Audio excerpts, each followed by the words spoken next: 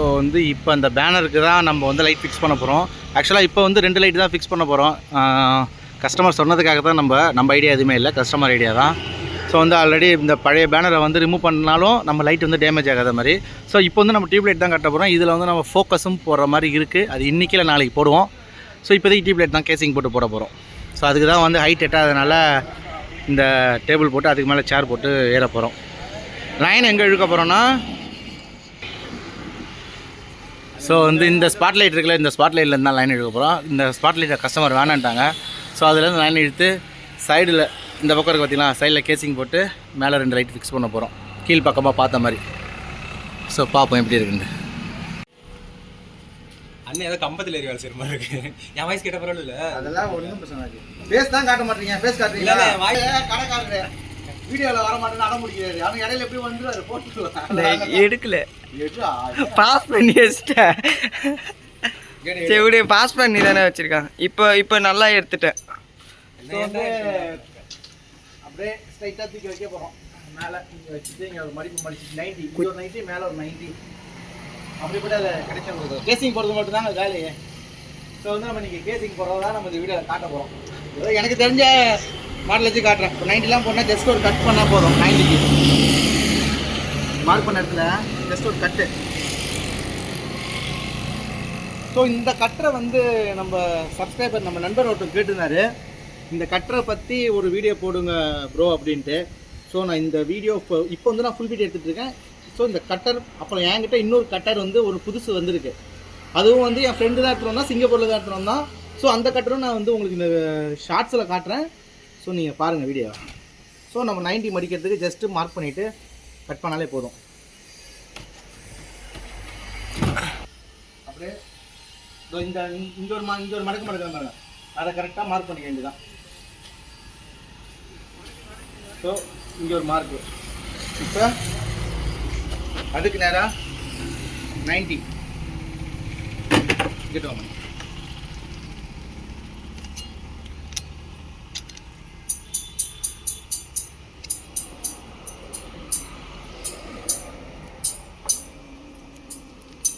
So இந்த 90 scale வச்சுருந்தீங்கன்னா ரொம்ப ஈஸியாக இருக்கும் கேசிங் போடுறதுக்கு. இதில் ஒரு 90க்கு டேரெக்ட் ஒரு கட் பண்ணாலே போதும். இதே கேசிங்கில் 90 இருக்குது, 45 இருக்குது, நிறைய மெத்தட் மாடல் இருக்குது.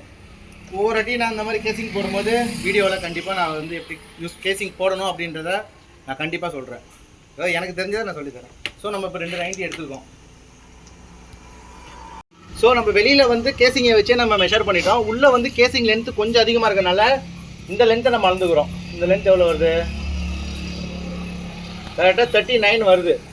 ஸோ 39 சென்டிமீட்டர் வருது. நான் எப்பயுமே சென்டிமீட்டரில் தான் அளந்துப்பேன், அது அவங்கவுங்க விருப்பம். ஸோ நம்ம வந்து சென்டிமீட்டர் 39 சென்டிமீட்டர். அஜி இந்த கேசிங் எடுத்துக்கிறோங்க.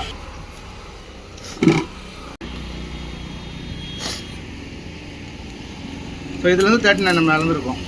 இந்த இடத்த எப்பயுமே கேசிங் யூஸ் பண்ணும்போது 90 வச்சுக்கோங்க.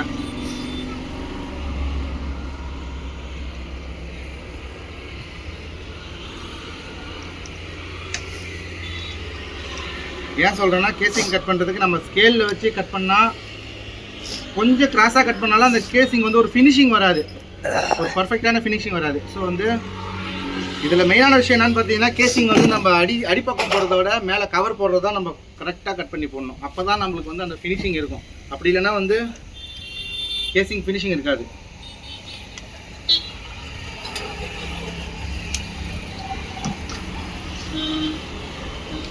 ஸோ இப்போ நம்ம பர்ஃபெக்டாக கட் பண்ணியிருக்கோம்.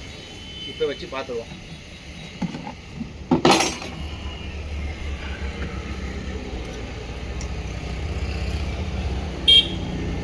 ஸோ நம்ம கரெக்டாக கட் பண்ணது கரெக்டாக நம்மளுக்கு இந்த 90ல் போய் நிற்கிது. இப்போது இதுலேருந்து இதுக்கு ஒரு தனி பீஸு.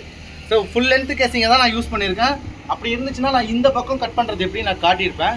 ஸோ இப்போ நம்ம ஒரு எக்ஸஸாக ஒரு தனி பீஸ் எடுத்து உள்ளே கட் பண்ணிக்க போகிறோம். ஆக்சுவலாக வந்து பில்டிங்கில் ட்ரில் போடும்போது அந்த அளவுக்கு குவாலிட்டியாக இருக்குது பில்டிங். மெஷின் பண்ணி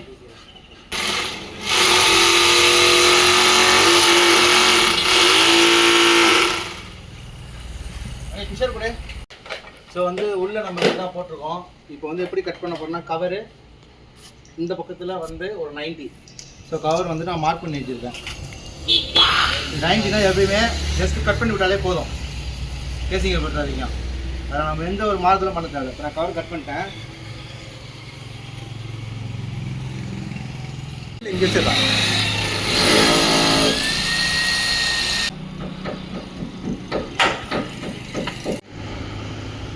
ஆனால் பேனர் தெரியுது.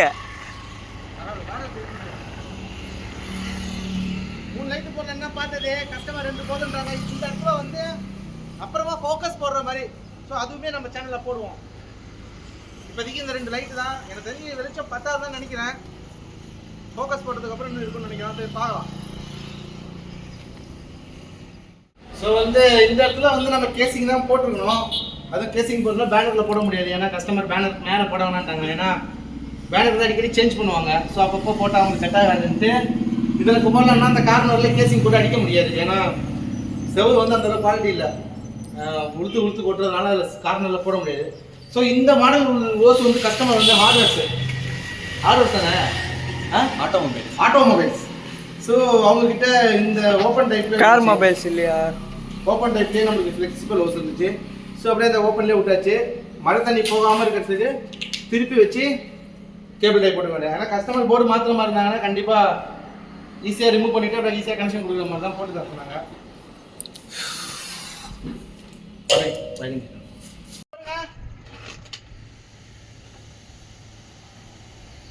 ஸோ சென்டரில் ஒரு ஃபோக்கஸ் லைட்டை மாற்றுறதையும் வீடியோவில் போடுறேன். இப்போதைக்கு இந்த வெளிச்சம் போதுன்னு நினைக்கிறேன். நான் 3 லைட்டு போடலான்னா, ஆனால் வந்து கடைக்காரங்க 2 லைட்டு போட்டால் போதுன்ட்டாங்க. அதனால தான் 2. ஸோ பார்க்கலாம் நெக்ஸ்ட்டு எலக்ட்ரிக்கல் வீடியோவில்.